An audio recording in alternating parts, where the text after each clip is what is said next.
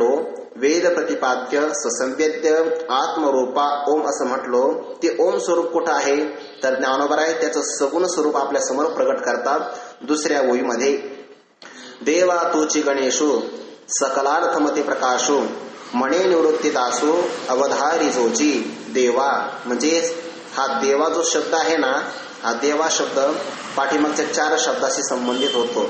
आद्या देवा, वेद प्रतिपाद्या देवा, स्वसंवेद्या देवा आणि आत्मरूपा देवा तूच गणेश. अर्थात आपला देव असा आहे, वेदाने प्रतिपादन केलं म्हणजे देवाला प्रामाण्य आहे, स्वसंवेद्य आहे म्हणजे जड नाही, आत्मरूप आहे म्हणजेच व्यापक आहे आणि आद्य शब्द सांगत असताना सगळ्या जगाचं कारण आहे असा आपला देव आहे. आपल्यामध्ये जरी 33 कोटी देव मानले तर ते 33 कोटी देव प्रकारवाचक आहे, संख्यावाचक नाही. संख्या म्हणजे करोड कोटी असे वाचक नाही, प्रकारवाचक आहे. एकादश रुद्र, अष्टवसु, 12 आदित्य, 2 अश्विनी कुमार असे 33 कोटी देव मानलेले आहे. पण या सगळ्या देवापेक्षा आत्मरूपा स्वयंप्रकाश असणाऱ्या, सगळ्या जगाला व्यापून असणाऱ्या जो आत्मस्वरूप देव आहे तो देवा तूच गणेश. या गणेश शब्दामध्ये गण अधिक ईश असा शब्द तयार होतो, गणेश. त्या गण शब्दाचा समूह असा अर्थ होतो. प्रामुख्याने 3 गण अनुभवाला येतात, देवगण, मनुष्यगण आणि राक्षसगण. या सगळ्या गणांचा ईश म्हणजे नियामक, यांच्यावर सत्ता गाजवणारा जो असतो त्याला गणेश असं म्हणतात. उपासनेच्या प्रांतामध्ये पंचायतन उपासना सांगितली आहे. गणपतीची उपासना, भगवान शंकराची उपासना, भगवान विष्णूची उपासना, सूर्याची उपासना आणि शक्तीची उपासना. जे शक्तीची उपासना करतात त्यांना शाक्त असं म्हणतात, गणपतीची उपासना करणारे त्यांना गणपती असं म्हणतात, सूर्याची उपासना करणारे त्यांना सौर असं म्हणतात, विष्णूची उपासना करणारे त्यांना वैष्णव असं म्हणतात आणि शिवाची उपासना करणारे त्यांना शैव असं म्हणतात. आता या स्वरूपाचा विचार जर आपण केला तर प्रत्येक पुराणामध्ये व्यासांनी जे जे पुराण आपल्या समोर ठेवलं त्या पुराणामध्ये त्या देवतेची ईश्वर म्हणून उपासना करण्याकरता ईश्वर स्वरूप कथन केलं आणि बाकीच्या देवता मात्र त्यांच्यापासून नियम्य आहे अशा प्रकारचा विचार केला. म्हणजे गणेश पुराणामध्ये गणेशाला ईश्वर असं सांगितलं आणि बाकीच्या सगळ्या देवा, बाकीचे सगळे देव त्यांच्या नियमानुसार वागतात असा विचार केला. म्हणजे थोडक्यामध्ये गणेश पुराणामध्ये भगवान गणेशाला कारण ब्रह्म असं म्हटलेलं आहे आणि बाकीच्या सगळ्या देवांना कार्य ब्रह्म असं म्हटलं. विष्णू पुराणामध्ये हाच विचार बदललेला आहे.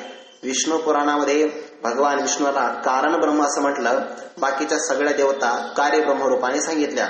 शिवपुराणाचा जर विचार केला, लिंग पुराणाचा विचार करत असताना भगवान शिवाला, शंकराला कारण ब्रह्म सांगितलं आणि बाकीच्या सगळ्या देवता कार्य ब्रह्म म्हणून वर्णन केलं. काय सांगायचं व्यासांना? व्यासांना सगळ्या देवतेचं वर्णन करायचं नाही. कोणत्याही देवतेची उपासना करा पण ते कारण ब्रह्म म्हणून, ईश्वर म्हणून माना, याकरता तो विचार केला. निंदा करण्याचं किंवा स्तुती करण्याचं व्यासांचंही तात्पर्य नाही.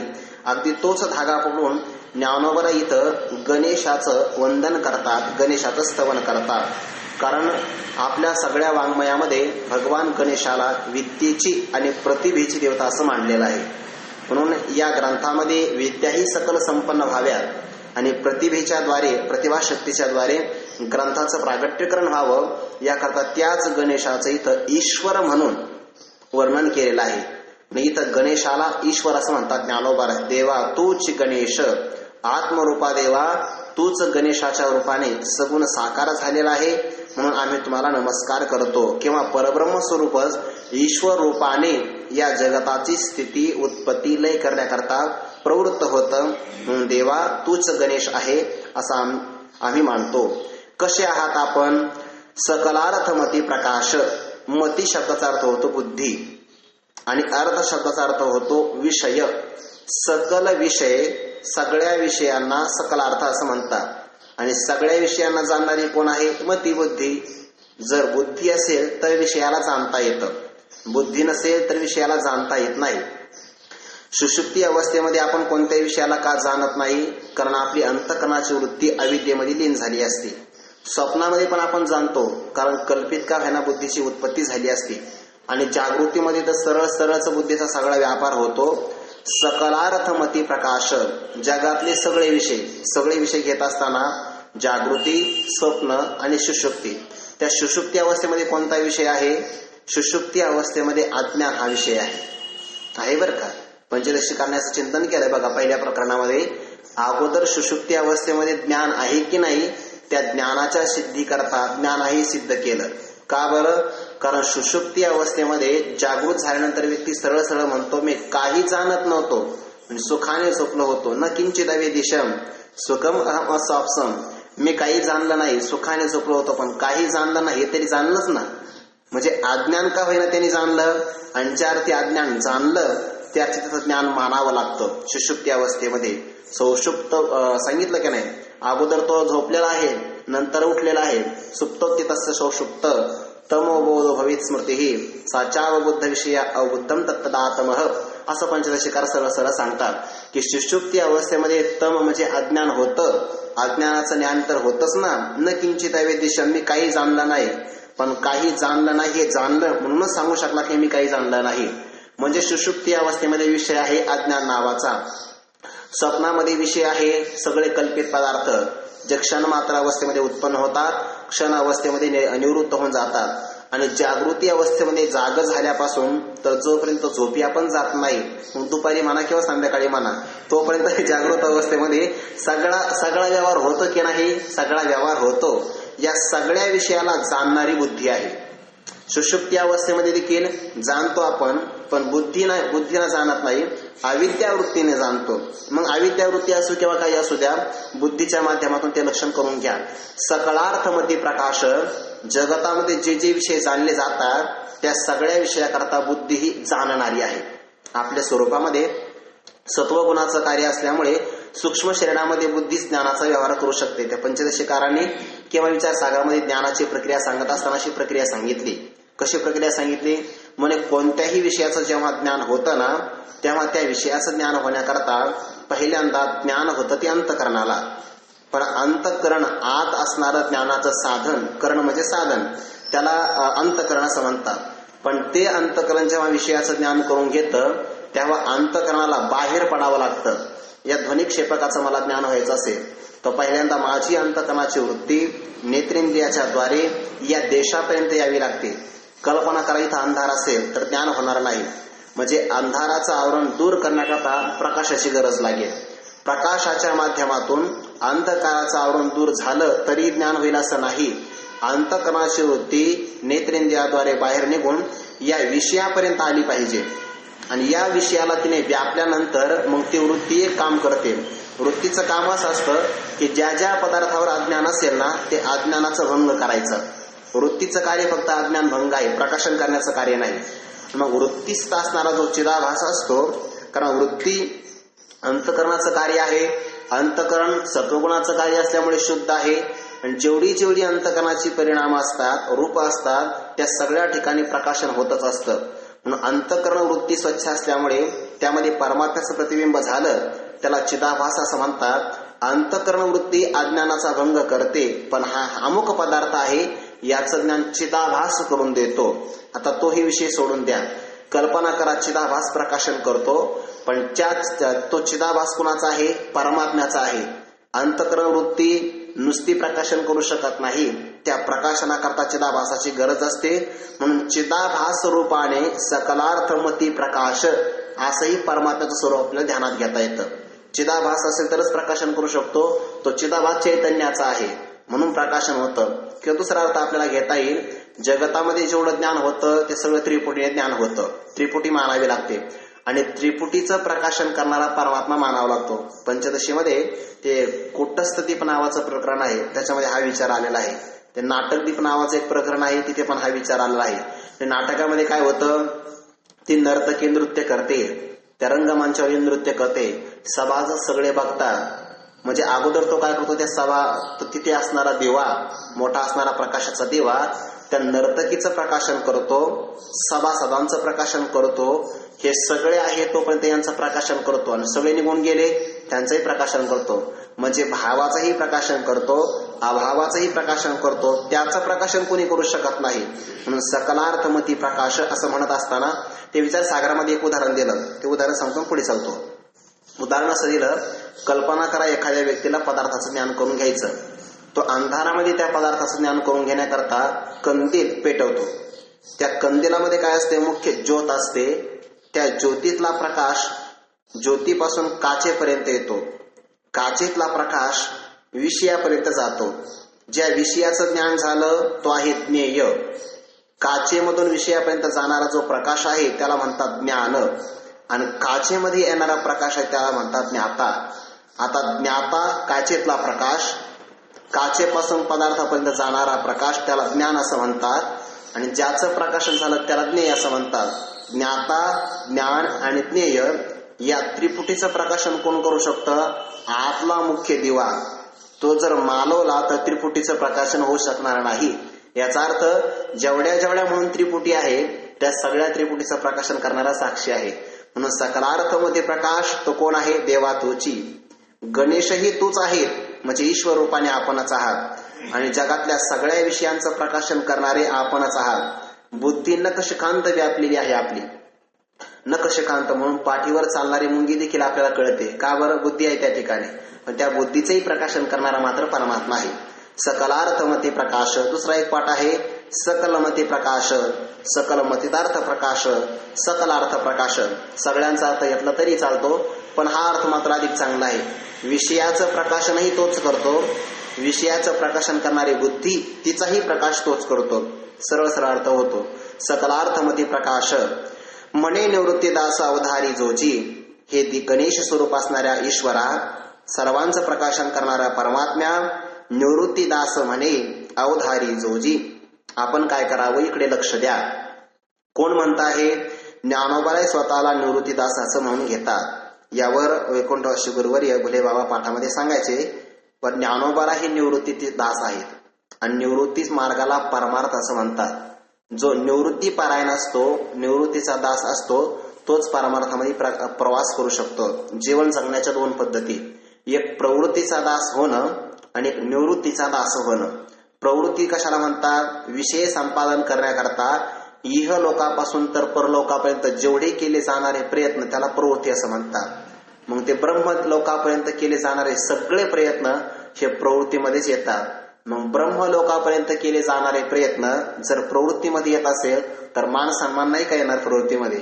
सगळेच प्रवृत्तीमध्ये येतात. पण याच्या उलट वैराग्याचा जो मार्ग आहे त्याला निवृत्ती पारायण असं म्हणतात. ते निवृत्ती पारायण शाखा सांगत असताना ज्ञानोबारे 15व्या अध्यायामध्ये सनकादिकाचं उदाहरण देतात. आणि काही शाखा उपरता जिया सनकादिक नामे विख्याता, तिया फळी मुळी नाडळता भरलिया ब्रह्मी. हे निवृत्ती मार्गाचे आचार्य आहेत. ज्ञानोबाराय म्हणतात आमचे निवृत्तीनाथ महाराज प्रवृत्तीच्या सापेक्ष आलेलं निवृत्ती पण हे त्यांच्या ठिकाणी नाही. अगोदर प्रवृत्तीमध्ये पडावं, संसारिक कर्म करावे, त्यापासून विरक्ती धारण करावं, निवृत्ती मार्गाचं अनुसरण करावं, असं निवृत्ती पण आमच्या निवृत्तीनाथांना नाही. कारण असं निवृत्ती पण जर त्यांच्या वाट्याला आलं तर तो सापेक्ष भाव होईल, आणि सापेक्ष भावाला एवढी किंमत नसते. मग निवृत्तीनाथांना आलेलं निवृत्ती हे नाव, ते निवृत्ती हे जे नाव आलं ना, निरपेक्ष निवृत्ती आहे. सापेक्ष भाव कोणता नाही. खरं तर असं आहे, त्या 18व्या अध्यायामध्ये पुन्हा विचार केला, जर एखादा व्यक्ती बंधाच्या सापेक्ष स्वतःला मुक्त म्हणत असेल तर तो खरा मुक्तच नाही. मुक्त त्याला म्हणतात जिथं बंध नाही, यात नवल नाही, बंधाच्या सापेक्ष येणारी मुक्तताही नाही, तो खरा मुक्त आहे. तिथं विवेक वैरागीसी आटे, बंध मोक्षेसी आटे, आटे शब्द दोन्हीकडे घ्यायचा. तिथं विवेक वैरागीसी आटे बंध मोक्षेसी वृत्ती तय अवृत्तीशी बुडवणे जाय. वृत्ती ही निवृत्ती झाली, जन न दिसे तेथे, त्याला म्हणतात खरी निवृत्ती. या निवृत्ती मार्गाचा विचार करत असताना ते अमृतानुभवामध्ये आहे ना, यदक्षर मनाखेय आनंदम मज केवलम श्रीमन निवृत्तीनाथेती ख्यातम दैवतमाश्रय. तिथं काय सांगितलं? श्रीमद निवृत्तीनाथ इति. ते निवृत्तीनाथ पदावर ते आता पाठीमागे टीका झाली बघा, बाबांनी सांगितलं ती टीका. त्या अमृतानुभवामध्ये त्या निवृत्ती पदाचं असं व्याख्यान केलं. निवृत्तीचं या नाव, निवृत्तीचं या राणीव, निवृत्तीची सांगितलं चिंतन. तर त्या निवृत्ती पदाचं व्याख्यान त्यांनी असं केलं, प्रवृत्तीच्या सापेक्ष येणारी निवृत्ती तीही निवृत्ती इथं नाही. मग निरपेक्ष असणारी निवृत्ती आणि त्या निवृत्तीचे हे नाथ आहेत, आणि त्या निवृत्तीनाथांचा मी दास आहे. म्हणे निवृत्ती दास अवधारी जोजी. म्हणजे ज्ञानोबाराय स्वतःला दास म्हणून घेतात, पण हे दास जगातल्या सगळ्यात मोठी अवस्था आहे. प्रवृत्तीच्या सापेक्ष येणारी निवृत्ती इथं नाही. निरपेक्ष असणारी निवृत्ती हे स्वरूपच आहे आणि त्या स्वरूपाचा दास वेगळेपणाने मी नाही. म्हणे निवृत्ती दास अवधारी जोजी. म्हणून आपला परमार्थ प्रवास सफल होण्याकरता हीच निवृत्ती असावी. सगळ्यापासून विरक्ती धारण करावी. निवृत्ती दास म्हणे अवधारी जो. आपण माझ्या या बोलण्याकडे लक्ष द्यावं. अवधारी जो. आता हा जो शब्द आहे अवधारी जो शब्द श्रोत्यांना उद्देशून वापरला असंही आपण म्हणू शकतो. श्रोत्यांना उद्देशून किंवा परब्रह्माला उद्देशूनच हा शब्द वापरला असंही आपण म्हणू शकतो. का बरं? कारण श्रोत्यांना असं म्हटलं तर श्रोत्यांच्या रूपामध्ये परब्रह्मच आहे की नाही? सर्वांच्या रूपामध्ये परमात्मा श्रवण करणार आहे. म्हणून तर 13व्या अध्यायामध्ये असं म्हटलंय बघा, सर्वतः श्रुतिमत लोके सर्वम आवृत्य तिष्ठते. सर्वतः श्रुतिमत सर्व ठिकाणी त्याला कान आहे. सर्व ठिकाणी म्हणजे परब्रह्म, जगातले सगळे कान परब्रह्माचेच आहे म्हणून त्याला सर्वतः श्रुतिमत असं म्हटलं आहे. म्हणून ज्ञानोबारे जे म्हणतात ना परब्रह्माने आमचं श्रवण करावं हेही योग्यच आहे आणि श्रोत्यांना म्हणतात ना अवधान द्या तेही बरोबरच आहे. खरं तर असं जर चिंतन असेल की मी चिंतन करत असताना, सांगत असताना, वक्ता ही भूमिका बजावत असताना मी श्रोत्यांना सांगतो असं ज्ञानोबारे कधी म्हणत नाही. ज्ञानोबारांची पहिली भूमिका आहे श्रोते हे श्रोते नाहीत, श्रोते हे संत आहेत. तुम्ही संत माझी आकडा लेठीचा कराला बहुडा तरी तुम्हा माने एवढा होईन मी. म्हणजे श्रोते हे श्रोते नाही, वक्ता हा वक्ता नाही, तर श्रोते हे संत आहेत. आणि याही पेक्षा सगळ्यात मोठी भूमिका आहे श्रोते हे संत नाहीत, श्रोते हे परब्रह्म स्वरूपाचा आहे. संतांमध्ये परब्रह्मामध्ये फरक नाही करायचा. ही भूमिका जर असेल तर वक्त्याचाही भाव उंचावेल सांगत असताना त्या चिंतनाला गोडी आहे. म्हणे निवृत्ती दास अवधारी जो. निवृत्तीनाथ महाराजांचे दास ज्ञानोबराय म्हणतात अवधारी जो. आपण श्रवण करावं ही विनंती केली आणि सकलार्थमती प्रकाश यातून आशीर्वाद रूप मंगलाची याचना केली. म्हणजे जगातले असणारे ज्ञानेश्वरीच्या संबंधाने असणारे सगळे विषय, त्या सगळ्या विषयाचं प्रकाशन करणारी बुद्धी आणि त्या बुद्धीलाही आपण प्रकाश द्यावा. आणि प्रकाश झालेलाच आहे असं म्हणतात. काही ज्ञानोबरांच्या संबंधाने आपल्याला असं म्हणता येत नाही की निवृत्तीनाथ आपलं देवतांनी सकलार्थमती प्रकाश केला. काय करणार हो? ज्यांची कृपा झाल्यानंतर रेड्याच्या मुखात वेदाचा प्रकाश होऊ शकतो त्यांच्या मतीमध्ये सगळ्या अर्थाचा प्रकाश व्हावा हे बोलणं कमीपणाचं ठरतं. पण एक भूमिका असावी, लोकसंग्रह असावा याकरता ज्ञानोबरांचा हा शब्द आहे. देवा तूची गणेश सकलार्थमती प्रकाश म्हणे निवृत्तीदास अवधारी जोजी. आता आद्यवेद प्रतिपाद्य सुसंवेद्य आत्मस्वरूप त्याच परब्रह्म स्वरूपाला ज्ञानोबराय देवा म्हणतात. गणेश देवा दिव्य स्वरूपाचा असल्यामुळे आणि मग ज्या गणेशाला आपण वंदन करतात, कारण परब्रह्माचं साकार स्वरूप गणेशाला मांडलं, गणपतीला मांडलं. मग ज्ञानोबरायांचा असणारा हा गणपती सगुण रूपामध्ये विराजमान असणारा आहे असं नाही. ज्ञानोबराय सगुण साकार असणाऱ्या गणपतीवर वाङ्मयाचं रूप करतात. ज्ञानोबराचा इथून पुढे असणारा जो गणपती आहे ना 20व्या ओळीपर्यंत अकार चरण युगुल ओकार उद विशार मकार महामंडल मस्तकाकारे 19 ओळीपर्यंत हे तिन्ही एकवटले ते तर शब्द ब्रह्म कवळले ते मियासी गुरुकृपान मिले आदि बीज. आणि नंतर मग आता अभिनव वाग्वेदासीने नवीन विषयाला प्रारंभ करतात. तर या 20 ओव्यामध्ये ज्ञानोबराय ज्या गणपतीचं वर्णन करतात ना तो गणपती सगुण साकाराचं फक्त प्रतीक घेतलेला आहे आणि त्या प्रतीकावर ज्ञानोबराने जगातलं सगळं वाङ्मय विश्व रेखाटलेलं आहे. ज्ञानोबराय गणपतीला जेव्हा नमन करतात ना त्या गणपतीमध्ये जगात असणारं प्रसिद्ध अप्रसिद्ध सगळं वाङ्मय त्या वाङ्मय विश्वाला नमस्कार करतात. आणि ज्ञानोबरांची ही उदारता आहे, त्यांच्या अंतःकरणाचा हा मातृस्वभाव आहे की जगातल्या सगळ्या वाङ्मयाला ज्ञानोबराय आपल्या चित्राकृतीमध्ये रेखाटलेल्या गणपतीच्या कोणत्या ना कोणत्या अवयवाच्या ठिकाणी स्थान देतात. काव्य नाटकालाही ज्ञानोबराय देतात ना स्थान. म्हणजे किती मोठी व्यापकता आहे ज्ञानोबरायची. काव्य नाटकाला स्थान देतात, सगळ्या षड्दर्शनाला स्थान देतात. किंवा दुसरा एक भाव असा सांगता येईल आपल्याला, भगवद्गीता समजून घ्यायची असेल किंवा ज्ञानेश्वरी समजून घ्यायची असेल तर ईदपासून पुढे येणाऱ्या वहीमध्ये जे जे वाङ्मय येतं ना त्याचा थोडासा का होईना सारांश रूपाने ज्ञान असावं लागेल. म्हणजे ते सगळे सिद्धांत इथे आहे. शब्द ब्रह्माचं ज्ञान पहिल्यांदा असावं लागेल, स्मृतीशास्त्राचं ज्ञान असावं लागेल, पुराणाचे संदर्भ माहिती असावे लागेल, षड दर्शनाचा इतिहास माहिती असावा लागेल, काव्य नाटकाच्या पण परिभाषा माहिती असाव्या लागतील. हे सगळं साहित्य असावं लागेल, मगच ज्ञानेश्वरीचा उलगडा होईल. पहिल्यांदाच असा आहे. देवा तुची गणेश सकलार्थमती प्रकाश, म्हणे निवृत्ती दास अवधारी जोजी. जी शब्द आदरवाचक आहे आपण श्रवण करावं अशी ज्ञानोबा विनंती करतात. परब्रह्मालाच केलेली ही विनंती आहे. आता ज्ञानोबा त्या गणेशाचं वर्णन करत असताना रेखाटतात बघा. त्या गणेशाचं सगळ्या अवयवाचं, सगळ्या शरीराचं, त्यात असणारे अलंकार, आयुध, गणपतीच्या मस्तकावर वाहिली जाणारी फुलं, या सर्वांचा ज्ञानोबा विचार करतात. एकीकडे गणेश भगवंताची आकृती आहे आणि दुसरीकडे ज्ञानोबा त्या प्रतीकाचा स्वीकार करून त्या गणरायाच्या ठिकाणी वाङ्मयीन विश्वाची योजना करून वाङ्मयीन गणेश आपल्या समोर रेखाटतात. बघा पुढे. हे शब्द ब्रह्म अशेष, तेची मूर्ती स्वेष, तेथ वर्ण वपू निर्दोष मिरवत असे. हे शब्द ब्रह्म अशेष. शब्द ब्रह्म वेदाला म्हणतात. त्या ब्रह्म शब्दाचे अमरकोशामध्ये 4 अर्थ होतात. ब्रह्म कुणाला म्हणतात? ब्रह्म ब्राह्मणालाही म्हणतात, ब्रह्म वेदालाही म्हणतात, ब्रह्म तत्वालाही म्हणतात आणि ब्रह्म शब्द तपालाही वाचक आहे.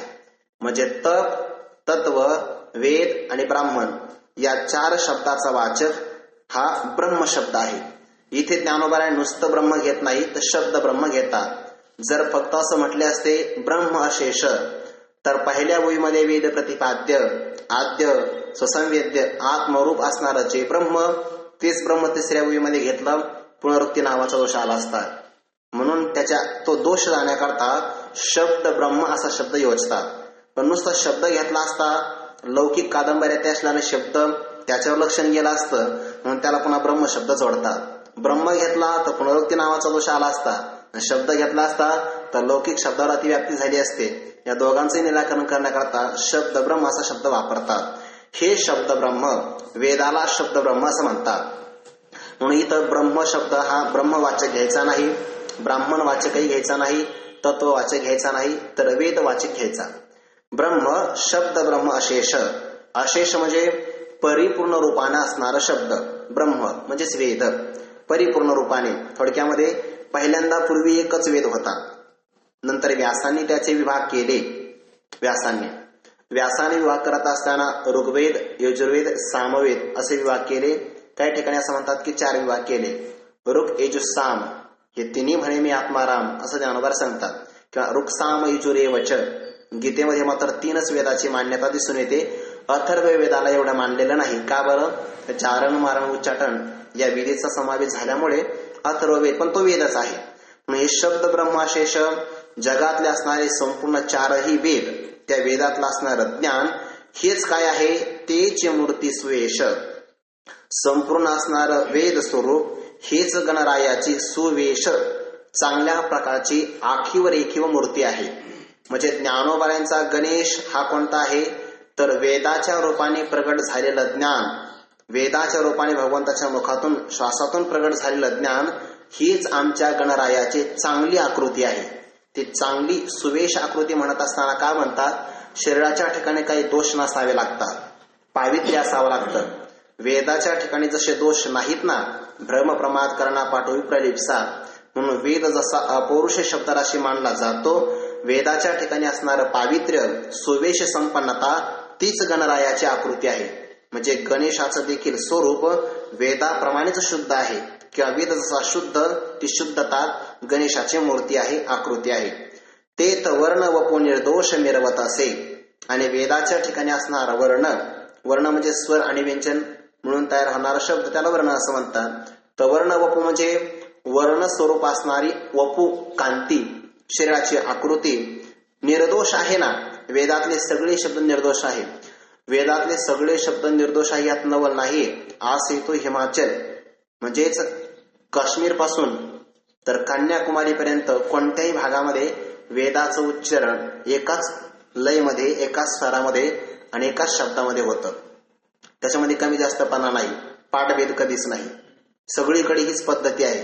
त्याचा उच्चार करत असताना पुन्हा त्यांनी साहित्य पण आणलेलं आहे, कसा उच्चार करावा याचा पण विधी सांगितलेला आहे. म्हणून अगदी आपल्या भारत देशाच्या काश्मीर पासून कन्याकुमारी पर्यंत सगळ्या ठिकाणी वेदाचा उच्चारण एकच पाठाने आपल्याला अनुभवाला येतो, त्याच्यामध्ये पाठभेद नाही. म्हणून वर्ण वपो निर्दोष, कोणत्याही प्रकारचा दोष नाही असा असणाऱ्या शब्दांचा समूह हीच गणरायाची आकृती मिरवत असे शोभून दिसत आहे. वेदाच्या ठिकाणी असणारी निर्दोष संपन्नता तीच गणरायाची सुवेश स्वरूपाची आकृती मिरवत आहे, शोभत आहे असं सांगतात. पुढे स्मृती तेची अवयव देखा अंगिक भाव तेथ लावण्याचे ठेव अर्थ शोभा. म्हणजेच गणरायाची आकृती सांगत असताना वेद हीच गणरायाची आकृती सांगितली, म्हणजे हे भाव ध्यानात ठेवा. पुढे स्मृती तेची अवयव, स्मृती हे अवयव आहे. देखा आंगिक भाव देखा, गणेशाचे असणारे आंगिक भाव म्हणजे शरीराची तुम्ही रचना बघा कशी आहे, तर स्मृती हे गणरायाचे अवयव आहे. वेद हे संपूर्ण शरीर आहे गणपतीचं, पण संपूर्ण शरीराच्या ठिकाणी पुन्हा अवयव कोणते कोणते आहेत, तर स्मृती नावाचं धर्मशास्त्र, स्मृतीला धर्मशास्त्र असं म्हणतात, तर ते धर्मशास्त्र हे गणरायाचं अवयव आहे. आणि मग स्मृतीमध्ये असणाऱ्याची अर्थशोभा, स्मृतीमध्ये पण श्लोक असणार की नाही, तर त्या श्लोकामध्ये प्रगट होणारं अर्थाचं सौंदर्य, ते अर्थाचं सौंदर्य म्हणजेच गणरायाच्या लावण्याची ठेव रचना आहे. म्हणजे निर्दोष असणाऱ्या वेदाच्या ठिकाणी जशी कांती असावी ती गणरायाची आकृती, तर स्मृतीमध्ये असणारं जे प्रगट झालेलं अर्थ सौंदर्य, भाव सौंदर्य, शब्दाचं अर्थाचं सौंदर्य तेच गणरायाचं लावण्य आहे. तुम्हाला कोणी विचारलं गणरायाचं लावण्य काय आहे, तर धर्मशास्त्रामध्ये जे काही अर्थ सौंदर्य खुलून दिसलं ना, ते प्रगट झालेलं अर्थ सौंदर्य म्हणजेच गणरायाचं लावण्य आहे. इथे भाव असा आहे, स्मृती तेची अवयव, शरीराच्या ठिकाणी जसं शरीर चांगलं असावं तसे त्या शरीराचे अवयवही चांगले असावे लागतात. किंबहुना अवयवच शरीराला पुष्ट करत असतात, अवयव शरीराला पुष्ट करत असतात. ते ज्ञानोबा म्हणतात बघा पुढे 18व्या अध्यायामध्ये, ते जसे आपण पदार्थ पोषुने अवयव आपुले, संतोष विजती मातविले, हाकरविती मातविले, तेवे पालने लोभविले, जग जे भोगणे. त्या क्षत्रियाचं वर्णन करत असताना ज्याप्रमाणे आपण आपले अवयव पुष्ट करून त्या अवयवाच्या द्वारे आपलं कार्य करून घेतो, तसेच ते अवयव शरीराला पुष्ट करत असतात. याचा अर्थ असा आहे, वेद गणरायाचं शरीर आहे आणि स्मृती हे अवयव आहेत, तर ते स्मृती नावाचे अवयव शरीराला पुष्ट करतात. त्या स्मृतीचा अर्थ सांगितला असा, योगिक ज्ञानाने, योगिक सामर्थ्याने, योगिक अवस्था प्राप्त झाल्यानंतर ज्यांच्या हृदयामध्ये ज्ञान प्रकाशन होतं, त्या महर्षी असणाऱ्या ऋषी मुनींच्या मुखातून जे शब्द ज्ञान, जे असणारे ग्रंथ प्रगट होतात त्याला स्मृती असं म्हणतात. स्मृतीला धर्मशास्त्र असं म्हणतात. तर त्या स्मृतीमध्ये प्रगट होणारा अर्थ हा वेदातलाच अर्थ असतो, तो काही भिन्न अर्थ नसतो. किंवा स्मृतीला आपण स्मरण असं म्हणतो. वेदातल्याच अर्थाचं विशेष रूपाने स्मरण करून देणारा जो ग्रंथ त्याला स्मृती असं म्हणतात. म्हणून स्मृती असणारा धर्मशास्त्र हे बाकी दुसरं काही सांगत नाही, वेदातलं असणारं ज्ञानच विशेष रूपाने आपल्या समोर प्रगट करून दाखवतात. म्हणून त्या स्मृतीला अवयव असं म्हणतात. जसं अवयव शरीराला पुष्ट करतं, तसं स्मृतीतले असणारे अर्थ वेदाच्याच अर्थाला पुष्ट करतात. म्हणून स्मृतीच्या ठिकाणी अवयवाची कल्पना केली. स्मृती तेची अवयव देखा अंगिक भाव, ती गणरायाच्या शरीराची शोभा आहे. लावण्याची ठेव अर्थ शोभा, आणि स्मृतीमध्ये प्रगट झालेला जो अर्थाचा सौंदर्याचा खजिना तेच गणरायाचं लावण्य आहे. लावण्य म्हणजे सुंदरता, पण ज्या सुंदरतेमध्ये विकार निर्माण होत नाही किंवा विकारी भाव जागृत होत नाही त्यालाच लावण्य असं म्हणतात. ते गणरायाचं लावण्य आहे. त्या स्मृतीचा आणि वेदाच्या असणाऱ्या श्लोकांना श्रुती असं म्हणतात. तर श्रुती आणि स्मृती दोन्हीचं पण ज्ञान असावं लागतं, दोन्हीचं पण ज्ञान. ते म्हणून महाराजांनी असं म्हटलेलं आहे, श्रुती स्मृती उभे नेत्रे विप्रश्च चाक्षुषी मते एकेन हीनः कानस्यात् द्वाभ्याम अंध प्रकीर्तितः. म्हणजे श्रुती स्मृती उभे नेत्रे, जो विप्र आहे त्या विप्र पुरुषाच्या श्रुती आणि स्मृती म्हणजे वेदाचं ज्ञान आणि त्या अनुसरून असणारं धर्मशास्त्राचं ज्ञान हे त्याचे दोन डोळे सांगितले आहे म्हणे. मग जर त्याला एकाचं ज्ञान असेल एकाचं नसेल तर एकेन हीनः अंधस्यात् कानः स्यात्. एकाने म्हणजे श्रुतीचं ज्ञान आहे, स्मृतीचं ज्ञान नाही, किंवा स्मृतीचं ज्ञान आहे, श्रुतीचं ज्ञान आहे, मग एकेन हीनः अंधस्य कानः स्यात्, एकाने हीन असेल तो तिरळा आहे म्हणजे कान आहे, आणि दोघांचं ज्ञान नसेल तर द्वाभ्याम अंध प्रकीर्तितः, दोन्हीचंही ज्ञान नसेल तर तो मात्र अंधाळा सांगितलेला आहे. म्हणजे श्रुतीचंही ज्ञान असावं आणि श्रुतीला अनुसरणारं स्मृतीचंही ज्ञान असावं. त्या स्मृतीमध्ये मनुस्मृतीला सर्वात जास्त मान्यता आहे. मग बऱ्याच प्रकारच्या स्मृती प्रसिद्ध आहेत, त्या रूपकामध्ये दिल्या बघा. जवळपास 20 स्मृती सांगितलेल्या आहे. आपस्तंभ स्मृती सांगितली, याज्ञवल्क्य स्मृती सांगितली, त्यानंतर मनुस्मृती आहे, नारद स्मृती आहे, पराशर स्मृती आहे. अशा अनेक प्रकारच्या स्मृती सांगितल्या. आणि या सगळ्या स्मृती, हे सगळे धर्मशास्त्र आपल्याला कोणताही निर्णय करायचा असेल तर स्मृतीनेच करावा लागतो, स्मृतीनेच करावा लागतो. कारण वेदाचं सगळं ज्ञान आपल्याला अवगत होऊ शकत नाही. ऋषी मुनीनं त्या वेदाचं ज्ञान करून देण्याकरता स्मृतीची रचना केली. म्हणून स्मृती हेच आपलं धर्मशास्त्र आहे. आणि धर्मशास्त्र पाळायचं ठरलं की स्मृतीचं ज्ञान करूनच मगच आपल्याला प्रवृत्त होता येतं. कधी कधी असं होतं की एखाद्या वेळेस आपल्याला नीतिशास्त्राचा विरोध येतो आणि स्मृतीशास्त्राचा विरोध येतो, तर तेव्हा नीतिशास्त्रापेक्षा प्रबल असणाऱ्या स्मृतीचं मानावं आणि स्मृतीचा विरोध आला की प्रबल असणाऱ्या श्रुतीचं मानावं, असं तिथं न्याय सांगितलेला आहे. तर ती स्मृती तेचे अवयव, वेदाच्या ज्ञानाचा खुलासा करणारे ऋषी मुनींच्या मुखातून प्रगट झालेले जे काही धर्मशास्त्र नावाचे ग्रंथ, ते स्मृती हेच गणरायाचे अवयव आहेत. असे आपण अंगिक भाव गणरायाच्या शरीराची शोभा बघा. आणि स्मृतीमध्ये प्रगट झालेलं अर्थशोभा, अर्थसौंदर्य हेच गणरायाचं लावण्य, लावण्याची ठेव रचना आहे असं जाणावं. आता ज्ञानोबाराय त्या गणेशाचं वर्णन करता, श्रीमंत आहेत पण ज्ञानोबाराय, म्हणून श्रीमंत असणारे ज्ञानोबाराय त्या गणपतीच्या अंगावर अलंकार परिधान करवतात. ज्ञानोबारांची व्यावहारिक परिस्थिती बघू नका. हो, पारमार्थिक श्रीमंती आहे ना, तशी व्यावहारिक श्रीमंती आहेच ना. जयाची द्वारी सोन्याचा पिंपळ व्यावहारिक संपत्ती आहे, संतांना त्या संपत्तीचं काही घेणं देणं नसतं. समलोष्टाश्म कांचना असं असल्यामुळे ती संपत्ती आपण बघतो, त्यांना त्याचं काही घेणं देणं नाही. ज्ञानोबा का श्रीमंत आहेत, जरी माहेरी श्रीमंती होती तो माहेसी. निवृत्तीनाथ, श्रीमंत निवृत्तीनाथ येते, श्रीमंत संपन्न असणारे निवृत्तीनाथ हे त्यांचे स्वामी आहेत, श्रीगुरु आहेत. म्हणजे ते कसं काय गरीब राहतील? नाही, ते सामान्य असणारे, काय गरिबी आहे ना, ते शब्दातून प्रगट होत असते. अंतःकरणात असणारी गरिबी शब्दातून प्रगट होते. ज्यांच्या शब्दामध्ये श्रीमंती आहे ना, समजून घ्यायचं त्यांच्या अंतःकरणात गरिबी नाही, श्रीमंतीच आहे.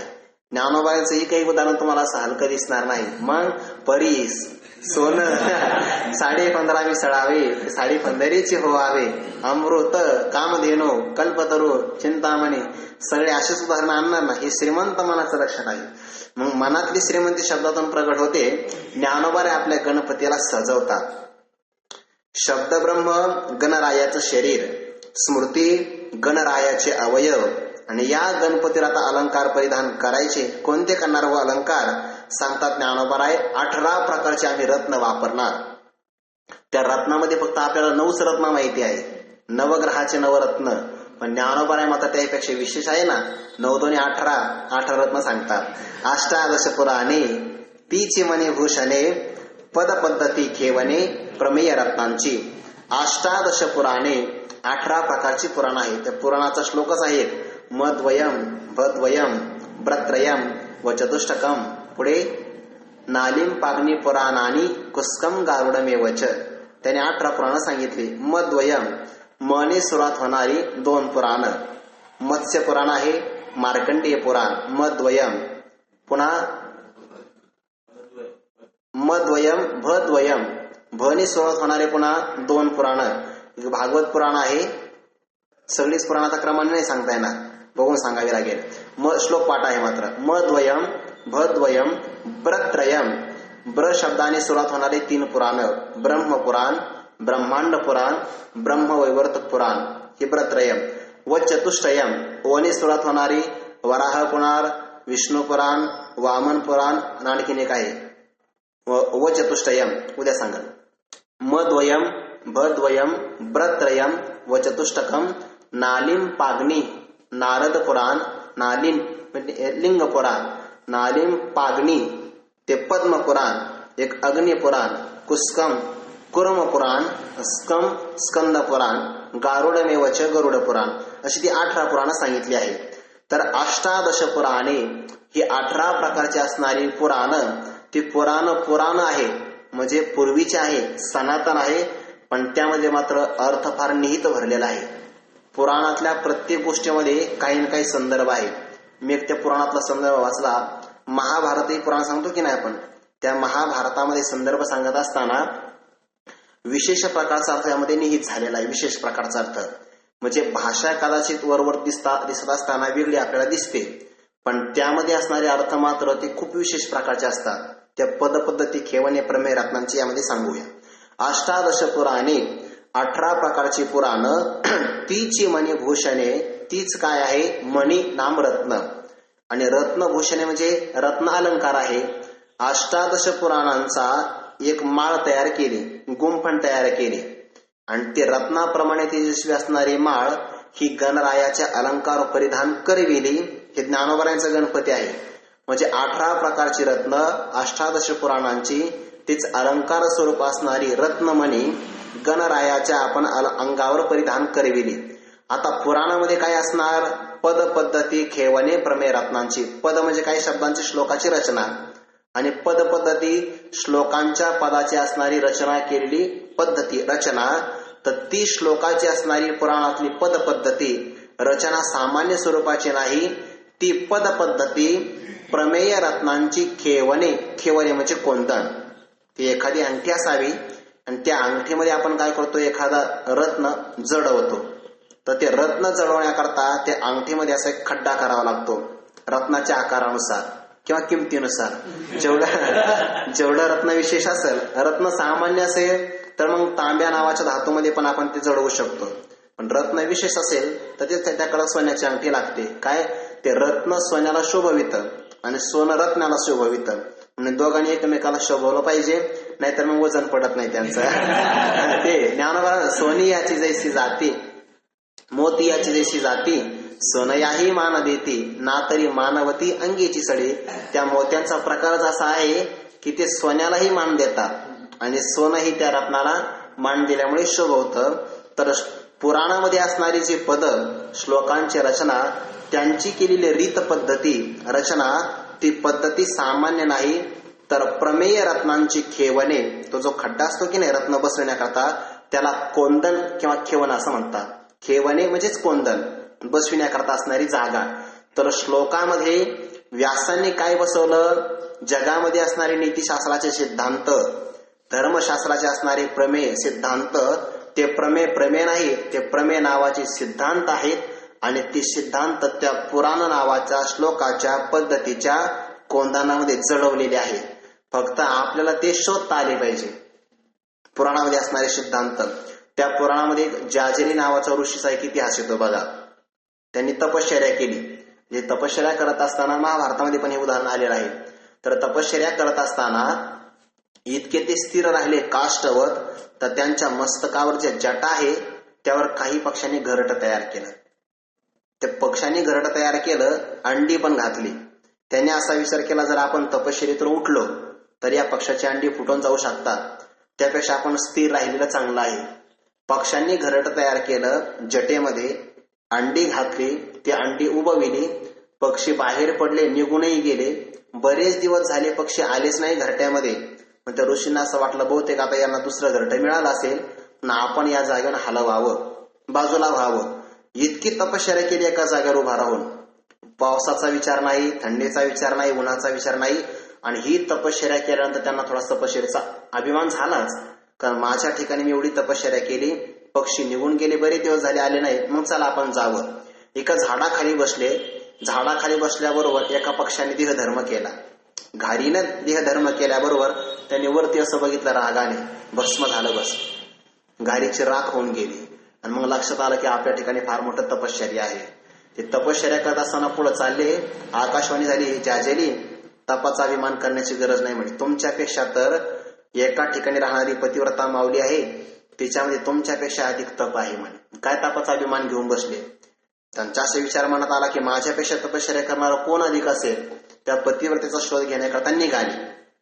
अमुक ठिकाणी ते लक्षण सांगितल्याबरोबर पतिव्रतेच्या घरासमोर गेले, आणि घरासमोर गेल्याबरोबर भिक्षांदेही याचना केली, आपण मला भिक्षा द्यावी. त्या पतिव्रतेने आवाज ऐकला, पण पतिव्रतेने आवाज ऐकल्याबरोबर अकस्मात तिचा पती बरोबर जेवण्याकरता त्या वेळेत आला. जेवण्याच्या वेळेमध्ये आला म्हणजे 12 वाजता आला असेल, आणि तेवढ्याच हे ऋषी देखील मधुकरी मागण्याकरता गेले असतील. आता पतिव्रता धर्म काय सांगतो? स्वामी काच गुरु भक्ती, पितृवचन सेवा, पतीची सेवा ह्याची विष्णूची महापूजा. पतीची सेवा करावी म्हणजे 4 पूजा सांगितल्या ना. स्वामी काच, सेवकाने स्वामीचं कार्य करावं, स्वामीला सांगू नये काम. स्वामी गुरु भक्ती, सद्गुरूंची सेवा करावी. पितृवचन, वडिलांची आज्ञा पालन करावी. आणि सेवा पती म्हणजेच पती सेवा. मग प्रत्येकाने आपापलं कार्य करणं, सेवकाने स्वामीचं काम करणं, साधकाने गुरुची भक्ती करणं, मुलाने वडिलाची आज्ञा पालन करणं, आणि पतिव्रतेनं पतीची सेवा करणं, या 4 जणांनी आपापलं कर्म केलं की हेची विष्णूची महापूजा. तया सर्वात्मका ईश्वरा स्वकर्म कुसुमांची वीरा, ही त्यांची पूजा आहे.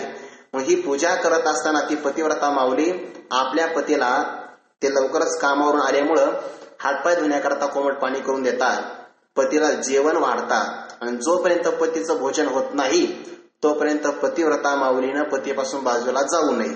का बरं? अकस्मात कोणत्या पदार्थाची गरज पडेल सांगता येत नाही. नाहीतर एकदाच वाढून द्यायचं आणि परत यायचं नाही, असं चालत नाही. भोजन होईपर्यंत पतिव्रता माऊलीला बाजूला जाता येत नाही. पण ती पतिव्रता माऊली आपल्या पतीची सेवा करते आहे, आणि हे सगळं करत असताना विलंब लागला. मधुकरी मागण्याकरता आलेला संन्यासी आहे ना, जाजरी नावाचे ऋषी, यांना विलंब लागला. त्यांना खूपच राग आला. काय असतं, एरवी राग कमी येतो पण भूक लागल्यानंतर जास्त येतो.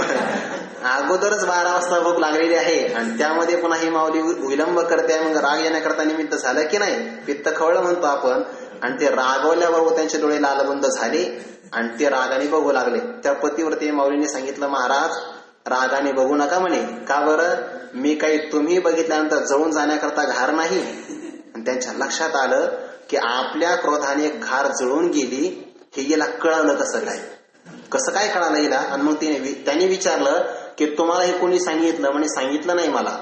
पतीची सेवा करत असताना माझ्याकडे अशी सिद्धी प्राप्त झाली की मला सगळं काही कळू शकते. रागवण्याचं काही कारण, त्यांच्या लक्षात आलं आपल्यापेक्षा हिची तपश्चर्या जास्त आहे. मग पुराणामध्ये येणाऱ्या ह्या सगळ्या कथा सांगतात काय आपल्याला? पदपद्धती घेवणे प्रमेय रत्नांची. यातला प्रमेय काय आहे, सिद्धांत काय आहे? पतिव्रता माऊलीने पतीची सेवा करणं हे सर्वात मोठा सिद्धांत आहे, सर्वात मोठा तिचा धर्म आहे, आणि या धर्मातून त्याला सर्व काही प्राप्त होतं. पुराणामध्ये आलेल्या कथाच आहे की नाही, ह्या वरवर सांगितलेल्या कथा नाही. त्यात नीती धर्म आहे, सगळ्या प्रकारचे धर्म परिपालन करावे असे सांगणारी ह्या कथा आहे. आणि ज्ञानोबा म्हणतात, अष्टादश पुराणे हीच गणरायाच्या शरीरावर परिधान केली जाणारी रत्नखचित अलंकार आहे.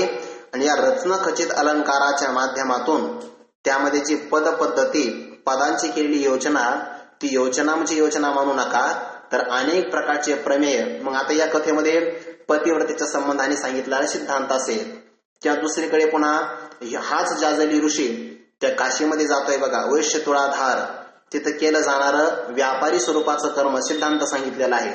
म्हणजे सगळीकडे काही ना काही सिद्धांत गुंफलेला आहे. पुन्हा ते मांस विक्री करणारे एक महात्मे आहे त्याच कथेमध्ये, मांस विक्री करणारे, पण तरी त्यांनाही सिद्धी प्राप्त झाली. का बरं? कारण ईश्वराच्या माध्यमातून हे कर्म माझ्याकडे आलं. असे अनेक प्रकारच्या पुराणामध्ये येणाऱ्या कथा, त्या कथा म्हणून कथा नाही तर प्रमेय रूपी रत्नांची कोंदण त्या पुराणातले श्लोक आहे, असं ज्ञानोबाने अलंकार सांगितले. आणखीन काही पुढे विचार करणार आहे. गणपतीचं वस्त्र कोणतं आहे, त्यांची पैंजण कोणती आहे, आयुध कोणते, याचा क्रमशः आपण उद्या विचार करूया. झालेलं चिंतन विश्व माऊली ज्ञानोबाराय, जगद्गुरु तुकोबाराय सकल गुरुजनांच्या चरणी समर्पित करून सेवेला पूर्णविराम. कुंडली गौडधारे विठ्ठल श्री ज्ञानदेव तुकाराम माऊली ज्ञानेश्वर महाराज की जय. जगद्गुरु